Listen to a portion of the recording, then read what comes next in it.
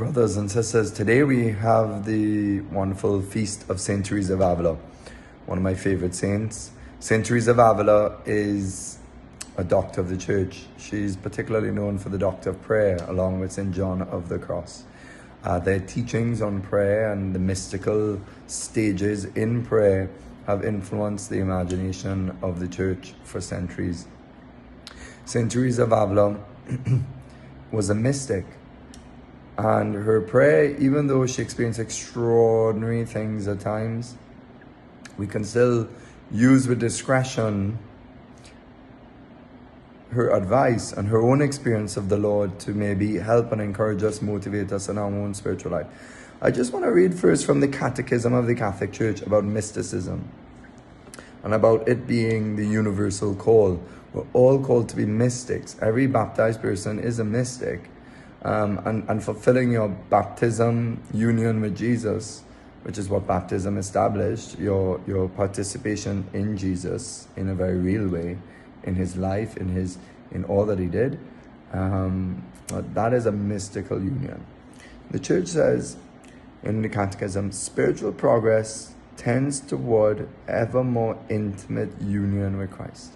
So if we're progressing in holiness, if we are growing in the spiritual life, then this is ordered towards Christ. It means that we're growing more and more into him.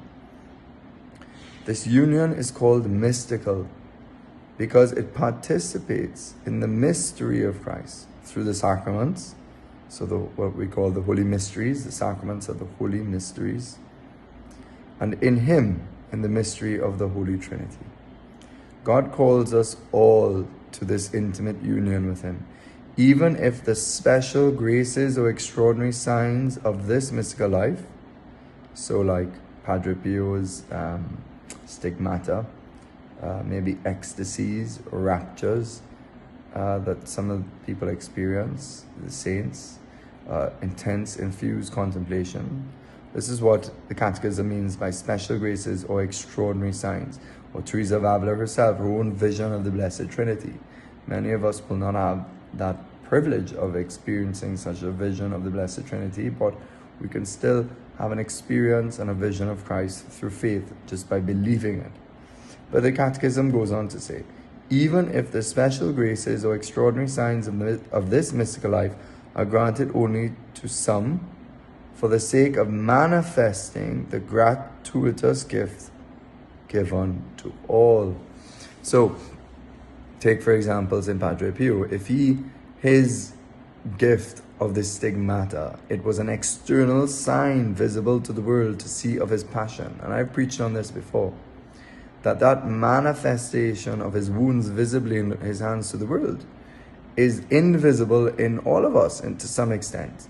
Maybe we don't have the exact pain in our body, but many of us have pains in our bodies through sickness and illness and arthritis and cancer, different things. It's all a share in the passion of Jesus. And so you may not have wounds and holes in your hands and feet, but you have the wounds of Jesus in your body. And, the same thing with Saint Teresa of Avila. Her experience, the Lord appeared to her many times. And these are extraordinary manifestations of grace. But the Lord comes to each one of us. We have to just believe it.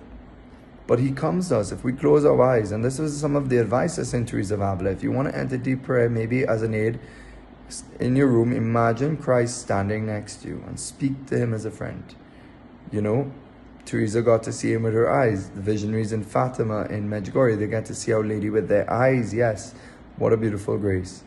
But it's maybe more meritorious for us to actually believe with faith what we can't see. The Lord said that. Blessed are those who believe and have not seen. So it's more meritorious for us. And so we might feel that these visionaries, give special graces, and they are. But if we believe and we have not seen, that has more merit to God. So that's one thing about St. Teresa of Avila, about her own mystical life, that she searched more and more, and she has much advice about how to grow in contemplation, grow in prayer.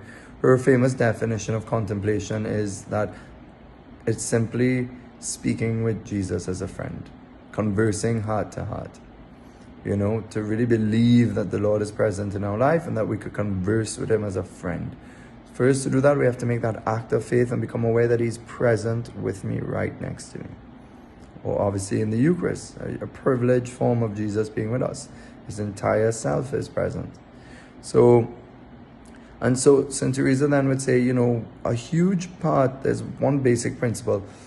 If we want to grow in prayer and advance in deeper union of Christ and go to different mystical states with him and receive different graces, it depends on how we live and conform ourselves to the gospel.